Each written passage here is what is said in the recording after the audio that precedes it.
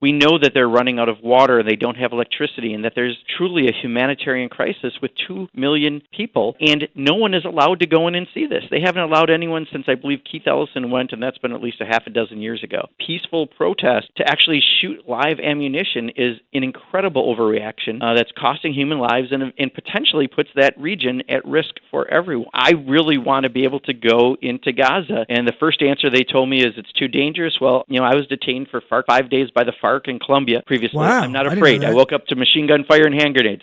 That's fine. Let me go there, because what I'm afraid of is our tax dollars could be used in the wrong way right now, and I want to be able to go there and see it for myself. And if they won't allow us in, that speaks volumes about what's maybe really going on there. And if they won't allow us, and we still really want to get there, especially in light of what's happening every Friday now through the middle of May, we're afraid that more and more lives potentially are going to be lost for something that's, again, an overreaction. So I'm hoping that they'll give us a better answer. Their ultimate answer, after he didn't accept the violence, they said some parliamentarians from Europe misused the privilege of being to go in.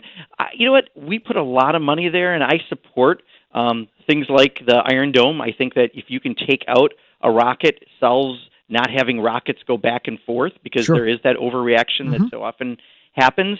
So I am supportive of many of the things, but I want to know that our tax dollars are not going to something that is, live ammunition against peaceful protest. This blockade by wall, by sea, by everything for 2 million people, the idea that they wouldn't let us go in, I can't understand. The only reason you don't let someone see something on the other side of a wall is because you're embarrassed by whatever it is, and all the more reason. And now that they've told me no, after trying several times, this time we're hoping we'll get a better answer. I said I would sit down with them before I went into Gaza.